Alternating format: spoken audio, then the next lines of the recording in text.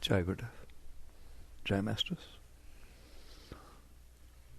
What you're going to find out, if you decide you want to grow, change, become greater, is that you have different aspects of your being. Sometimes you want to do something, sometimes you don't. Sometimes you feel quiet, sometimes you feel crazy. Sometimes you feel like having people close to you, sometimes you feel like being alone. Have you noticed? There are different aspects of your being. Now, how are you going to deal with that? Because if you go with one, the other acts up. If you go with the other, then that one acts up. People have a lot of trouble with this. So people make the pole star of their life to try and do all of this. They want a job that's stable, but they want to be able to travel and be free. They want to have children, give meaning that they're serving and doing something, but they don't want to be bound and have to pick them up at soccer all the time. It's terrible to live in that because you're always in conflict. And then you're trying to think that it's about making a decision. Either which one do I go with, or what do I do that takes care of both? And you end up living inside of a hurricane, of a tornado, of very difficult. So what yoga teaches, which is too deep for most people, they don't have the time to pay attention, is instead of trying to choose between these things, or compromise between these things, or try to find something that supersedes, that takes care of all of them, and there are a lot of them in there, so good luck. Why don't you find out why it's that way? It's like, I think we just accept that it is that way. That's just the way it is. I've always been that way. Well, it's that way for a reason, just like everything outside is that way for a reason. So we have sciences that study things outside to find the reasons so that we can do things about it. Like gravity exists, we learned about it so totally that we were able to work with gravity to overcome it, to fly planes and rocket ships and things. It's the same thing inside. You don't have to sit there and say there's gravity, therefore I can't get off the ground, therefore what do I do with the part of me that wants to be like a bird? It is by understanding why things are the way they are, not by taking them the way they are and thinking, I have to deal with all these different parts of me. No, you don't. You have to find out why there are different parts of you. That's a whole different journey. One journey leads you outside to try to find people, places, things which are temporal and they keep changing and you keep changing. To me, Buddhists say compassion is the highest state. I understand that now.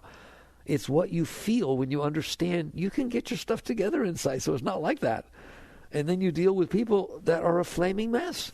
They just have so many different things going on inside themselves, and you have compassion, not sympathy. Compassion is totally different than sympathy. Sympathy is, yeah, I get your brother, me too. I'm a mess also. I don't blame you. Right, if that happened to me, I'd be a mess also. Yeah, something similar happened to me. That's sympathy. Compassion is, wow, you haven't caught on yet? You don't have to live like that? I feel very sorry for you. Because you don't have to live like that, period. And I'm not talking about any one person or any one situation or male, female, or young or old, anything. You do not have to live inside of a flaming mess, which is what's going on in there. But you have to do it. You have to. Then you say, well, which should I pick? That's why I feel trouble with decisions. I'm supposed to pick one part of my being. Well, how would I know which one to pick? And how would I know what's going to take care of it? That's the biggest problem people have with their lives. I mean, how's a coach going to help you with that? All they can do is tell you what other people did. Or go ahead, pick which one you want. Then get yourself a coach that helps you get it. You're just going to have the other part of your being come up later. That happens all the time. It's just like pushing out water. It comes up somewhere else. You can't win that way. It's a no-win situation. So you quiet down for a minute. You say, okay, right now it's a mess. There's a mess in there. Sometimes it's okay. When one part of my being really wants something and I'm getting it, it feels promising. I have great hope. Until either I don't get it, or it doesn't turn out to be what I thought it was going to be, or it ceases to satisfy that part of my being, or the other part of my being comes back in roaring colors. I start having nightmares as I suppress the other part of my being. Can anybody relate to what I'm talking to you about? There is a way out of this, and it is not by getting what a particular part of your being wants. Because like I said, I'm not going to lecture on that tonight. Go get it. One, you could lose it, and you know you could lose it. And the more you need it, the more you're afraid of losing it. So there, just another mess. Or try to get it, have somebody else get it. That's where jealousy comes from. Fear of loss. It's really complex, isn't it, in there? And then these different parts of your being, I don't usually talk to you about that, but there are different parts. And we're going to talk about, by the time we're done, you'll understand why there are different parts, and you'll understand what to do about it. Because there is a way that works. So you start off with, why is it this way? Not what do I do about it? I always teach you that. If you're sitting there saying, what do I do about the fact that I'm sad? You went in the wrong direction. If you're sitting there saying, what do I do about the fact that I'm lonely? You went in the wrong direction. Because you're going with one part of your being. All right? There are many, many other parts. It's just the part of the day. Problem of the day. All right? So the question is not, what do I do because I'm lonely? Not what do I do because I feel my biological clock is ticking and I haven't had my kids yet? What do I do because I don't feel I'm in a meaningful relationship and I'm not sure I ever was? And how do I... Right? You're trying to say, I'm not okay. What do I do about it? Yoga does not ask that question. The deep teachings do not ask that question. They say, I'm not okay. Why? Now that's very cautious because your mind will do the following. I'm lonely. I need to find somebody. Got it? So I tell you to ask, I'm lonely, why? You got the answer. I didn't find anybody. No. That's very bad logic, right? That's like saying I ate something that made me terribly sick. My stomach hurts, all right? Where's the Pepto-Bismol? I come to your house and find you running around being sick, and I say, what's wrong? You say, I can't find the Pepto-Bismol. That's not what's wrong. That's your attempt to placate what's wrong. Do you understand that? So if you're lonely and you think the answer is to find somebody, you're wrong. You have to find out why you're lonely. There's nothing wrong with finding somebody. I'm not talking against relationships or anything. Or there's nothing wrong with Pepto-Bismol. If you happen to eat something that made you sick, you can make yourself feel a bit better. But will you please stop eating the thing that made you sick? So the net result is, the question is, why do I have a stomach ache? Now what do I do about it? Because the other is very temporary. It's like a Band-Aid over the problem. It doesn't solve it. Oh, I see. I don't do well with pepperoni, or I eat too much pizza, or whatever the heck it is. Okay, now you understand. So if you want to not have a stomach ache, then work with that, as opposed to find the Pepto-Bismol. One is actually solving the cause. The other is just putting a temporary Band-Aid over the problem. All of this mess inside has a reason. There's a reason there are many parts of your being. There's a reason that one shows up once and one shows up another time. There's a reason that your friend doesn't like what you like and you don't like what your friend likes, and you're married to him. There's reasons that this is that way. It does not have to stay that way. Because there are reasons they can be worked with. So you come now into what's called spirituality, which is you go underneath the problem to try to see what's going on. It's not difficult to understand what's going on. Why are there so many parts of my being? Well, let's start with, what if there weren't many parts of your being? What would it be like in there? How would you like to be in there and be one person? Just filled with inspiration, with direction, with commitment, with where you're going and what you want to do, and you're working with that. Everything's one-pointed. Woo! Your relationships are that way. Your job is that way. Every moment of every day, there's no confusion, none at any time. There's just one being in there. Okay? Christ talked about that. If thine eye be single, thy whole body shall be filled with light. If thy eye be dual, how great is the darkness within you? What does that mean? If thine eye be single. If when you look in there, there's just one of you, your whole body shall be filled with light. Your whole being. Why? Why? What was this light stuff? We're talking about Shakti. We're talking about spirit. We're talking about Chi. There is energy flowing inside of you. It is your life force. It's energy. Your heart beats. Your mind thinks, your heart emotes, your body moves. There's energy being used in there. That energy does not just come from your food. There are yogis that don't eat. They get plenty of energy. You don't need to eat as much as you do, all right? There's plenty of juice in there. If you were clean, and we'll talk about what that means, the energy would be flowing inside of you. What does that mean? Let's just get this straight. It means from the moment you wake up in the morning and all through the day, there is this rush of holy waters, this rush of energy rising up inside of you, feeding you. It brings joy. It brings love. It's the highest thing you've ever experienced, higher than intimacy, higher than winning the lottery. Those high peak moments that you've had, they're going on all the time in there, inside of every single one of you. The only thing that happens when you win the lottery or when you hug your beloved is everything's just right, so you feel it. Even the beautiful sunset, the experience you feel when you looked at that beautiful sunset you just melted is always in there. All right, there's a first point. We're talking about different parts of your being. That's a part of your being. That state, that beautiful state of elation, that beautiful state of high. No drug ever took you that high. No situation ever took you that high. No love experience ever took you that high. How do I know that? How can I say that? I don't know you. How do I know experience you've had? What I know is that when you had that experience, it was going on inside of you. Love is not happening outside of you. You said, oh my God, I felt so much love. There you go. I felt it. What do you mean? Where'd you feel it? Out here on your toe? Where'd you feel the love? Inside. It pulls you inside. I felt so much joy. I couldn't even open my eyes. I couldn't even talk. I couldn't do anything. When you go really deep into special moments, you're not there. You're not there. You get pulled inside. Why? Because that energy flow is the most beautiful thing there is. You don't feel it that much, but you have felt it. And we'll talk about why. But right now, I want you to understand, it is going on inside of you all the time. It's not that because this person said, I love you, that you feel love. It's because the person said, I love you, that you opened and then felt the part of you that was always there that feels love. Period. If the exact same person said the exact same thing 15 seconds after they told you they cheated on you, you would not feel the love. It is not the words that that person said. It is not anything that's going on. Inside of you, there is this flow of Shakti, this flow of energy, this flow of chi, of spirit, call it whatever you want. There's a beautiful flow, and you have felt it. It's not like, boy, I hope someday I can feel it. You have felt it. Anytime you ever felt love, anytime you ever felt joy, it was going on inside. You just tuned into it. You tuned into that part of your being. All right? So that's the first thing you understand. It is always going on inside, except for one caveat. What you have felt is 1/1,000,000th of what's going on in there. And that, there's probably not even a number big enough. And I'm not kidding. Why am I not feeling that?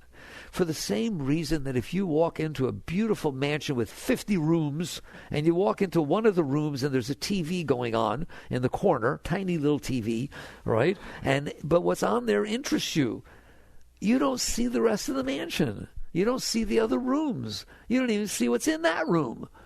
Because you are where your consciousness is. Aren't you? You only experience what you experience. And what you experience is what's coming into your consciousness. It could be physiological things through your senses that comes into your consciousness. It could be mental thoughts that come into your consciousness. It could be emotions that come into your consciousness. You are a conscious being.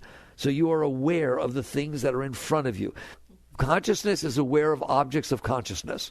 It doesn't matter what they are. If you're sitting here looking at the blanket, if you're looking at the Kleenex, that's what you're experiencing. You're looking at the blanket, you're not seeing the Kleenex. If you step back, you can see both. Wherever you focus your consciousness is what you're experiencing, because that's who you are. You are the consciousness. You're not the thoughts. They come and they go. Consciousness does not come and go. If you tell me, I used to think this, now I think that, how do you know? 2 weeks ago, I thought things were like this. Now I think they're like that. Okay, those are different sets of thoughts. But are you the same person? You're the same being in there that experienced the thoughts 2 weeks ago and now experience the new thoughts now? Otherwise, how would you know? I used to ask you the question, when you were 5 years old, did you ever stand before a mirror and look at your reflection? Did it look like it does now? No. Well, was it you looking? Was it you looking out through those eyes, seeing a 5-year-old's body? As who's looking out through those eyes now, seeing a 25 or 55-year-old body. There's only one of you in there. You have had many different experiences, but it's the same you that had the experience. I said there's many different parts of your being. How do you know? Because I see them. They fight with each other, right? How do you know? People come and say, I'm having so much trouble with my mind. Since my mother died, I have so much trouble with my mind. It says this and it says that. I tried this. How do you know that's happening in there? Because I'm in there. Were you in there before Mommy died? Yeah. Are you in there now? Yeah. There's only one of you the consciousness, the awareness of being. But there are many objects of consciousness. So what happens is as follows. If you were centered back in the core of your being, which you're not, if you were, and I'll show you why in a moment, if you were centered back in the core of where you see from, instead of what you see, where you see from, you would feel all this energy. That energy of spirit, that energy of Shakti, that energy of Chi, that energy of joy, of love flowing inside is completely associated with the core of your being. That's why when it comes up, you just lose yourself in it. Master used to say, spirit loves spirit. You are pure consciousness. That energy emanates. Just as the rays emanate from the sun, that joy emanates from your consciousness. It is the nature of your consciousness. In the ancient Hindu scriptures, in yoga scriptures, they say that the nature of your soul, the nature of you in there, you who's looking, is Sat Chit Ananda, eternal conscious ecstasy. Always, has never not been, always will be. It's conscious of ecstasy. Whoa, that's the nature of your being. All right? Why am I not experiencing that? Because you're watching TV instead of watching that. Nothing wrong with TV. You don't have to kill your TV, all right? But if I walk into that mansion and then I go out and someone tells me there were 50 rooms, you see the blue room? No. See the red? No. There was only one room. No, there wasn't only one room. What happened to you? We all went on a tour. Yeah, well, there was this TV in the one room, and it was really interesting, and I sat down, and that's what you experienced. So it's not that the rest is not there. It's not you're not there. You put your consciousness somewhere else. Wherever you put your consciousness, that's what you're going to experience. All right. So that's the foundation of understanding what's going on inside of you. You're a very, very high being. Nothing has ever changed that. Nothing ever will change that. You're as high as they come right now. The mansion is right there. Where? Of course you can't see it. You're looking at the TV. And as long as you're staring at the TV, that's all you're going to experience. As long as you're staring at these different aspects of your being, mentally, emotionally, and the things coming into your senses, you're not going to experience the core of your being. Why? Because you're focusing the core outside. You're going to experience in accordance to where you put your consciousness. You know that if you put your consciousness someplace that the rest of your being likes, you feel nice stuff. And if you put it someplace where it doesn't like, you feel terrible stuff. Of course. Put your consciousness on a butterfly. Put your consciousness on a rattling rattlesnake. You're going to have different experiences. Who? You. The same you. It's the same you that has those experiences is having a different experience. There is a state in which you are not putting your consciousness outside of yourself, whether it be onto thoughts, emotions, or things are coming into your senses. Consciousness can rest back within itself. It can be itself. That's called self-realization. That's what the whole thing's about, is coming back to the seat of self, coming back to not what you see, but where you see from, the essence of your being, the core of your being. When you do, the more of this joy, this ecstasy, this love that you feel all the time. You don't need to put it on some place that feels good to you, because you feel good all the time. There's a starting position. Okay, fine. If that's my natural state, why are there so many different parts of my being? Part that likes somebody, doesn't like somebody, wants somebody, doesn't want somebody. It's hilarious. It's crazy in there, all right? Because you have had different experiences during your life, and when you have these experiences, they come in, and your consciousness experiences them, all right? But then they leave. They go. They're gone. When you were little, it's not happening anymore. Your divorce happened 3 years ago. Somebody didn't say something nice yesterday. It's over. It comes in, and then it goes by. But it doesn't inside of you, does it? It leaves an impression on your mind. That impression in yoga is called a samskara. All right? It's just a pattern of energy that you kept inside, even though it was not happening outside anymore. I do this over and over because it's the most important thing you could ever learn. All right? It happens all the time, doesn't it? Somebody says something not nice to you walking by, whatever it is, hits you wrong. It doesn't go away because they went away. You keep thinking about it. You keep it inside of you. There's stuff inside of you from 20 years ago. There could be stuff inside you from 50 years ago. All right? So it gets stuck in there. That thing that got stuck in there, I'll call it a samskara, that pattern of energy that didn't make it through you, becomes the seed of a part of your being. So you were good friends with Sally, Mary, and George, all right? And then someday you called out to Sally, and she didn't say hello back. You were unified in we're a thing, we're a group, we're a clique. Okay? Now all of a sudden, Sally doesn't say hello, right? That hurt. That was like one moment in your life. It doesn't matter. Sally no longer fits in with the other group anymore. Not inside of you. If you see the other people that were part of your group, you get all excited. Your heart opens up. You want to talk. You see Sally. I'm telling you, all it takes is one time. Just, Sally, hi. She doesn't say hello back. You're going to get weird about Sally. Therefore, you didn't let it go. You kept it inside of you. Now when you see Sally the next time, you might avoid her. You are sure not going to feel the same thing you do for Mary and George. So you start to build, I don't want to call it a personality, but a fragment, a segment of your personality has a thing going about Sally. If then somebody else tells you, all of a sudden 3 days later, somebody comes up and says, what's going on with Sally? I called out to her. She didn't say hello. You have a mouthful to talk about to George, who said that to you. You understand that? Now you're forming a whole other clique, an anti-Sally clique. All right? Now what do you do when Sally shows up? She used to be your friend. What do you do when she invites you to her party? Oh, my God, you freak out over the invitation. You're in there. You're in the place I talked to you about to start with. You're bifurcated. That became a fragment, a very small one, but a fragment of your being. You now can't be whole about Sally. You can't feel the same thing about Sally as you did. You used to, and can't feel the same thing that you do about George and Mary, right? Now, that's just a minor thing. What if I said your mother? What if I said your father? What if I said your brother? What if I said your sister? What if I said your uncle? Hear me? You got stuff in there, don't you? What if I said about the time you were a military family and they kept moving? How you doing about that? How you doing about all these different things happened to you? What if you're a divorcee? How you doing with the divorce guy? What if I talk about him? Every single thing that happened to you that you didn't process, that didn't make it through you, it can make it through you. It doesn't have to stay in there. Do you understand that? So you saw some butterflies somewheres once. Very good. It's a nice experience. I hope you enjoyed it. I hope you totally imbibed it, made it part of your being, all right? But if somebody sits there and says to you 6 times for, 3 different vacation days, where do you want to go? And you keep saying, I want to go back to where I saw the butterflies. There's lots of other places. There's lots of other things. There's lots of other experiences. But I liked that one. How do you know you won't like other ones better?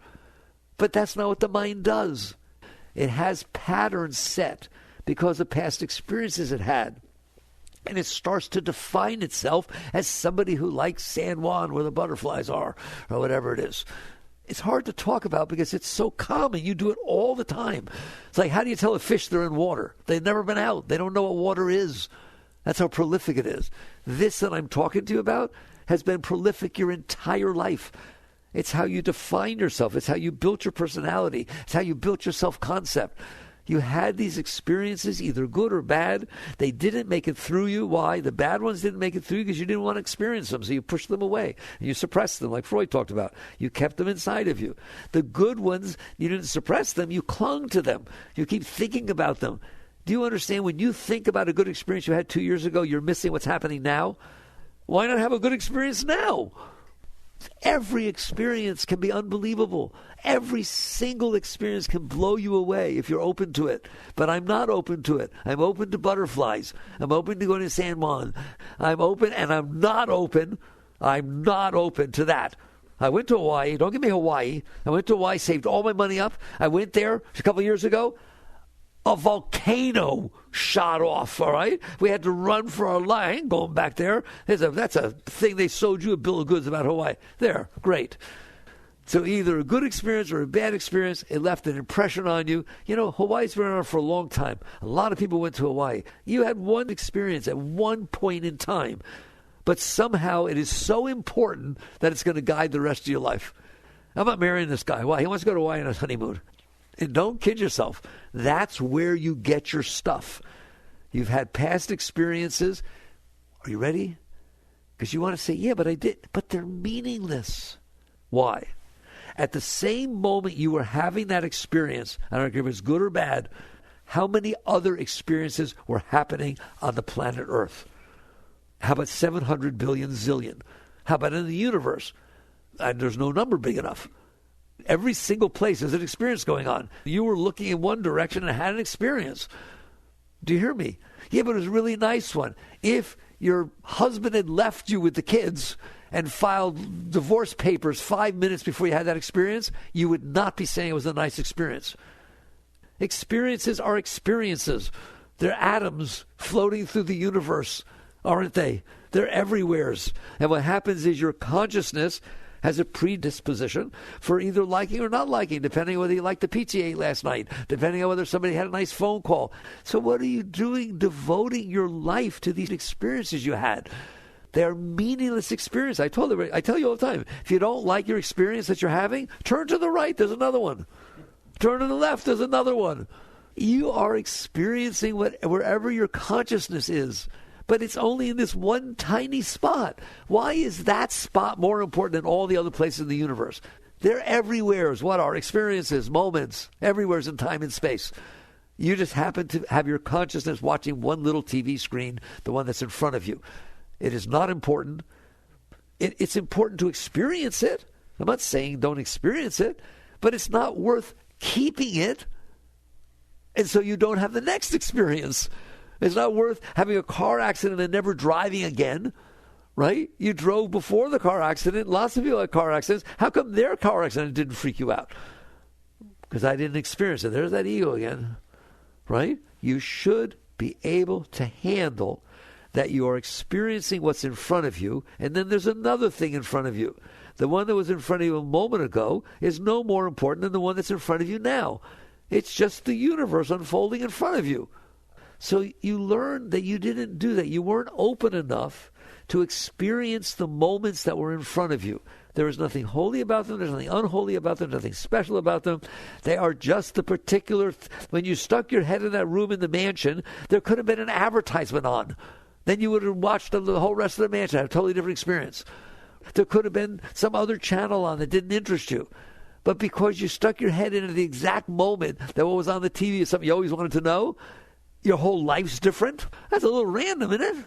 That's a little extreme to let that run your life. But you do. So if you really didn't like it, or you really did like it, you don't let it go. You store it inside of you. It doesn't happen naturally. Don't tell me, no, it got stuck inside of me by itself. It did not. The person standing next to you couldn't care less what happened. They weren't interested at all. You're doing it. Nothing stays inside of you. So far, I've touched on two very, very deep things. One, you're made of ecstasy. The highest joy and love and beauty you've ever felt inside is going on inside of you all the time. If you're in a state of deep depression, I'm telling you, the most beautiful energy is going on inside of you that would blow you away, just fall into it at the exact moment that you have decided to pay attention to the depression instead. It's where you put your consciousness, all right? Now I'm telling you why things are the way they are, why things interest you, why things turn you off, why things turn you on, why you can't stay in that ecstasy. Because you held on to this. Because Sally didn't say hello, and now you walk down wherever it was, to the Plaza of America, whatever it is, that where she didn't say hello. Now every time you step on that plaza, you're afraid that Sally will show up and you don't know what to say to her. You can't even be the same person about the plaza. And you can't be the same person about George, because George likes Sally, and you used to all be a group. What are you doing being that neurotic, right, that you can't handle anything? Well, too bad you are. Okay? So the event happens, it doesn't feel good or it does feel good, and therefore you either suppress it and keep it inside of you, or you cling to it and keep it inside of you. Well, what happens when it's inside of you? It becomes the seed to an aspect of your personality. It means your mind will behave differently and your heart will behave differently about that thing, right? And it may be bifurcated because there were good times you had with Sally and now you don't know what to do, and plus she lives next door to you. So you built these different parts of you based on the stuff you stored inside of you. They are what your mind is going to think about. Your mind is going to feel sensitive. If you watch a movie, right, and they say, you know, this actress, Sally Fields, is in it, and I don't want to watch it. I've had enough Sallys for the day. So I'm just trying to show you, you have many aspects of your being. That's why. Because you bifurcated, you split. It's like if I have a river flowing, that's your Shakti, flowing clean. Take one rock, just one rock, stick it in, you get multiple flows. There's the on the right side and the left side, then there's a spray. All of a sudden there's different aspects of your being. There wasn't before, there was just this flow. That's what's happening. Every time you store this garbage It's not reality. It's something that happened that's finished, but it didn't get finished inside of you. It's like indigestion. You do need the Pepto-Bismol. You weren't able to digest Sally not saying hello. You weren't able to digest that somebody beeped at you. You weren't able to digest this, whatever, everything. You have ruined your life. You can't live properly. Why? Because you broke yourself into all these pieces. And how long will they stay in there? Do you have stuff in there from your childhood? Yes or no? If there's stuff that happened to you, stored it inside, it's going to get bifurcated in there. It's going to get all weird in there because there's different things. Here, if your blankie was blue and they took it away too soon, you got a whole thing in there about blue blankies. If you got married and the whole tone of all the marriage stuff was this beautiful pastel blue, you now got trouble with blue. Because at any given moment, you don't know who's coming up, the blankie blue or the marriage blue. It's tough to live in there, isn't it? All right? So net result is, once you store this stuff inside of you, the flow of your energy, the beautiful flow of your energy, flows through that, and your mind talks different ways, and your heart feels different ways, because those are the result of the flow going through all your garbage. And now you're in there trying to be okay. You don't know what to do. You don't know where to go. You don't know to marry or not, or who or what. Oh, you don't, right? And you think the answer is to solve it. There is no solution to it. Now let's get down to business. What's the answer? If you now understand why it is that way, what the cause is, and you do, whether you like it or not, I've taught you. I'm in trouble, all right? I've taught you why it's like inside of you. Yoga taught you. I didn't teach you. Those who meditated enough to get clear and see this inside. Oh, that's what's happening. You know who else said it? Skinner. Man is the sum of his learned experiences. Now, he's not right. You are not the sum of your learned experiences. Your personality is, your mind is, your personal heart is. You are the one who notices. Everything I said to you, you know what's going on in there. All right? So that's the only bone I got to pick with him, right? Is he's calling you what you're watching. That's like saying, you are the TV show you're watching. No, you're not. You're the one who's watching. But it might as well say you're it, because you don't know you're the one who's watching. You're sucked into the thing, right? So you're totally invested in your personality, aren't you? You're totally invested in what you like and what you don't like and what you want and what you don't want and who you like and who you don't. You just became the TV show. That's not who you are. It's what you're watching. But no, we're invested. We think it's important what we like and we don't like. You like and don't like because of the experience you've had. If you had different experiences, you'd have different feelings about things. Even things you're really strong about. Your political opinions, your social opinions, your really strong ones. If you had different experiences, they'd be talking differently. Your thoughts of your mind and the feelings of your heart are the projection, the energy's projection of the stuff you've stored inside. It finds a way to tiptoe through the tulips, if you will, all this stuff you got in there. And if it can make it through, you feel some juice. Oh, I like that person. All right, wait till they do something. Wait till they just do one thing. Or don't do something. You're not going to like them so much. All right? You think there's something wrong with me. I like people and then I don't. Like I'm so judgmental. Of course you are. You have all this garbage in there. And so the energy manages to flow through it. And your heart opens, you feel right? Then something happens, it hits one of those things, and it doesn't flow through there anymore. All of a sudden you're cold. You see people like that, moody. All right? Master once gave a talk, maligning malignant moods. He liked alliteration. How to get rid of all those frickin' moods. Right? Don't say that's just the way I am. It is not the way you are. It is something you are watching. You were open, now you're closed. You felt love, and now you don't. And maybe even feel disdain for the same person. Shh, don't tell anybody. And it could take 1 second for it to go from one to the other. All right? It's because you got all that garbage in there. And whatever happens, the energy flow shifts, and it makes you happy, makes you sad, it does whatever. All right? So what's the answer? We've talked about it enough. What's the answer?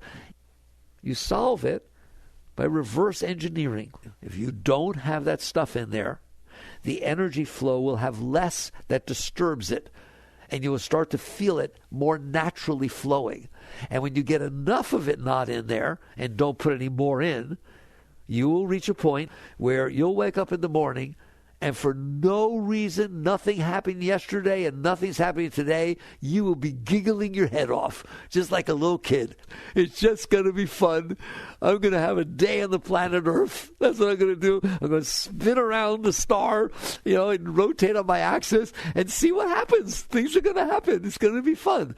Why? How can I be like that? Because you don't have all this stuff in there that's going to get hit by the day.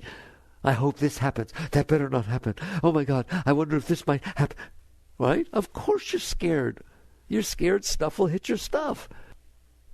So you decide, what am I going to do with the rest of my life? I already know what you did with it up to now.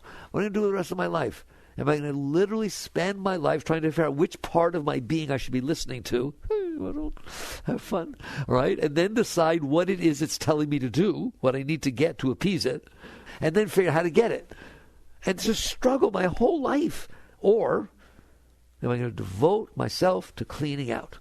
Devote myself to letting go of this garbage I stored inside and not putting any more in there, and let that be what gets me the joy, instead of having to have situations exactly the way they need to be and never the way they don't need to be, so I get a moment's joy. That's what you're doing. You're just trying to get a moment's rush, and in the meantime you got to work your butt off. And it doesn't happen anyways. But once in a while it does. I don't deny that. That's why I'm very fair. Every once in a while. How many breaths, you take a lot of breaths during your life. What percentage of the breaths you've taken during your life were taken in a state of ecstasy and beauty and love that is so high that you wish nothing else ever happened, you just want to stay there for the rest of your life? 0.00001% of your breaths. That doesn't sound like a very good percentage. How about we get it to 99.9? Maybe 99.8. But the result is, how about we change that ratio a little bit? Well, I'll go for 10%. How would you like it? The 10% of every breath you take from now on is in ecstasy. Joy. Whoa, I'll go for that. All right? And it can be way higher than that. The ratio is going to be dependent upon how much stuff you got in there. So you no longer are struggling to get the world to appease yourself. You're no longer struggling to find the Pepto-Bismol. You're struggling to get rid of what it is you're eating that's making you sick. That's what you do every day of your life. It's not about getting what you want and avoiding what you don't want, which is what your whole life's been about. That's just the samskaras manifesting, expressing themselves. You can't win that way. It's about sitting there saying, now how do you do it? How do you get rid of it? Can you get rid of these things? Yes. I don't care how long it's been in there. I don't care how much it hurt. I don't care how much you liked it. I don't care how much history it's got. Doesn't make any difference. It's in there because you're holding it in there. When you stop holding it in there, it ain't in there anymore. You can't tell me you can't let these things go. Why? Because every time they come back up, you push them back down. Every time it says, God, I wish he was more like Fred. I know I married him and so on, but I liked Fred too. He was a little different. I rode motorcycles. And this guy, he's a businessman. What are you doing? You're losing. You don't have to do that. You can let go of Fred. Fred's gone. Right? You're with the guy you're with. Right? All right. How do you do that? How do you do that? I don't give techniques, meditation techniques and this and that. They're all good. They're very good. And the purpose of them is to let go of that stuff. How do you do it? What I teach you, and people do very well all over the world, they write me, okay, is start with the simple stuff. Don't start with that stuff that's been in there for a long time. That's harder to let go of. By definition, that's why it's been in there for a long time. Start with the simple things. Start with the weather. Start with the car that's driving in front of you. I always use those examples. What do you mean start with the weather? You complain about the weather all the time. You think that's innocent? That is not innocent. That is buying into the fact that it doesn't even take Sally not saying hello. All it has to do is rain when you don't want it to, and you get freaked out. I'm moving. Why? It rained on my birthday. I'm not going to be a place where it rains. What, you're moving? Give me a break. You're doing the exact same thing with the weather that I just gave you the rap about Sally. Do you understand that? You're letting it ruin your life. You have to decide, I don't want to be like that. I don't want to be like that. If it rains, it rains. If it's hot, it's hot. Don't worry, it'll change. If it's cold, it's cold. In fact, not only do I want to accept the weather, I want to enjoy the weather. If somebody asks you, what kind of weather do you like? You look at the what do you mean? That's like saying, what kind of air do I like breathing? It's like, I like weather. I like weather. How about you? I like rain, snow, cold, hot, breezy, humid. But doesn't humid make your hair curl? Yeah, I like it. Frizzy hair day. Why can't you like it? Who said you can't like it? That's how it gets complicated. Well, I can't like it because I don't really think I'm very likable, and I look better when my hair's straight versus frizzy, and therefore I want people to be attracted to me. In other words, you're tying all this together, and now you can't enjoy the weather. Like Einstein didn't care what his hair looked like. Take a look at his pictures, right? Frizzy. Frizzy's not even a word, man. All right? It's like he didn't care. He wasn't in that game. Well, you don't have to be in it either. People really liked Albert. You hear me? And they'll really like you too. Okay? So you decide, I'm going to learn to not have this stuff in here. What a fun thing. How would you like to be free? Free to enjoy the weather. Free to enjoy driving down the road even though somebody in front of you is not driving the way you want. Instead of getting all weird about it and complaining about it and getting upset and angry. So you start making it a game that I'm going to go through today. Things are going to happen, and my tendency is going to be to resist. That's the key word, resistance. Just, you know what it means to resist, don't you? You know, resist the fact that Sally didn't say hello. Resist the fact that the girls were wearing the same blouse as you to the party. You thought yours was special, right? The lady told you there was only one in the whole world. She only made one, and now there's 15 of them at the party. Go on, resist. Your hair didn't come out exactly the way you wanted it to. Somebody had a nicer car than you, and you thought you had the nicest one. Or you bought the car, then 2 hours later, you found out someone was advertising at a lower price. Come on, things bother you, don't they? Okay, how about we work with that?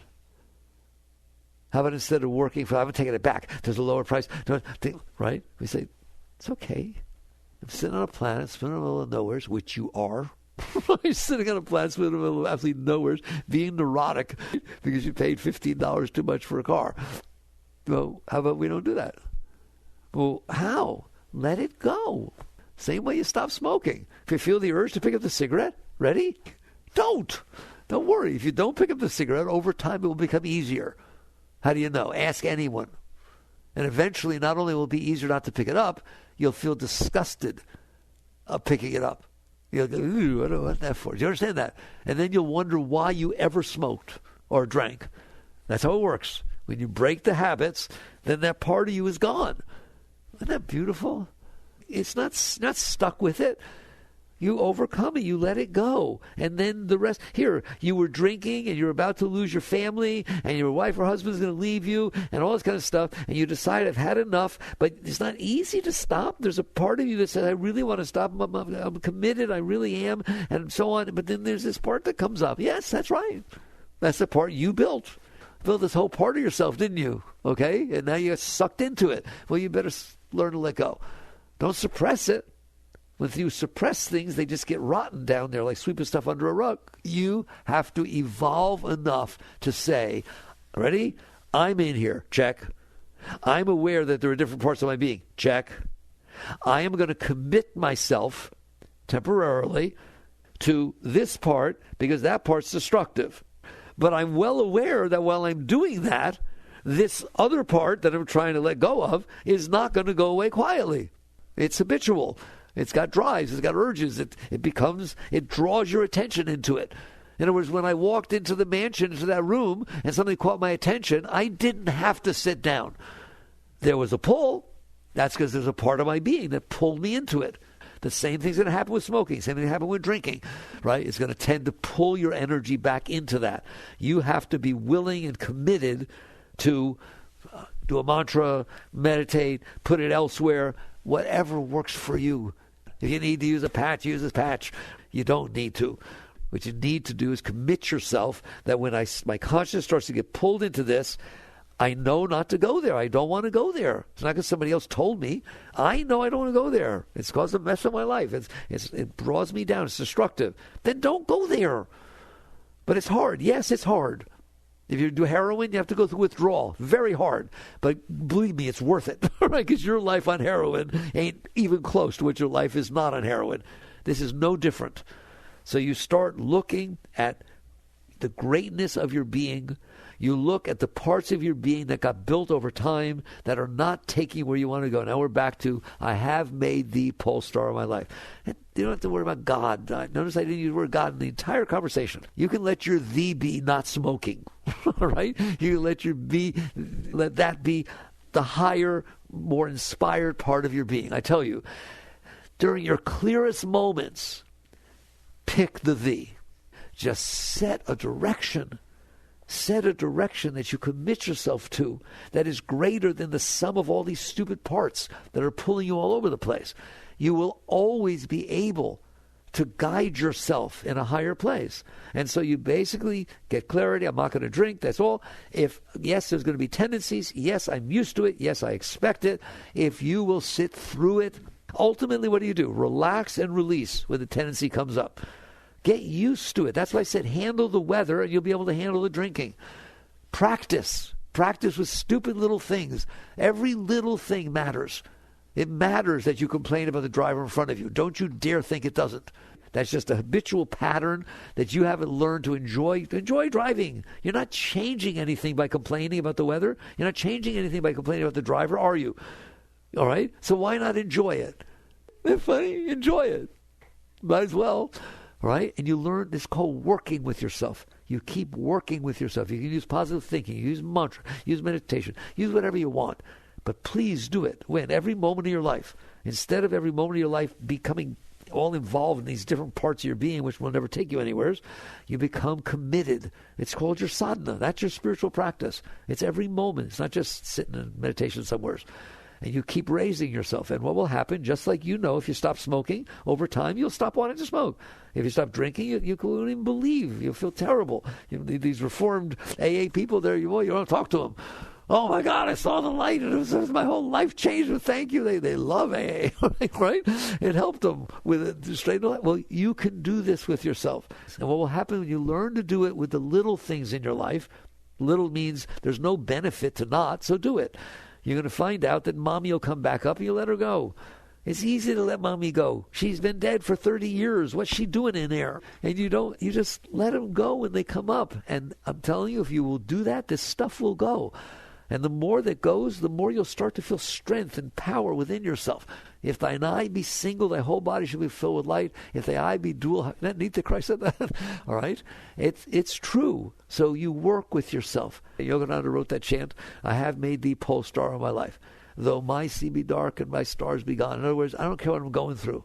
It doesn't matter. If I feel tendencies, urges, it doesn't matter. I'm aiming there. That's where I'm going. All right? It's called transmuting the energy. I'm going to take the energy that used to go down, and I'm going to bring it up. That's what pranayama is all about. All the spiritual techniques are about what I'm talking to you about. You figure out what works for you. Start with the little stuff. And wait till you see what happens to your life. Everything in your life will become beautiful. Why? Because you became beautiful. You are a great being. All right? So you work with these things. Jai Gurudev.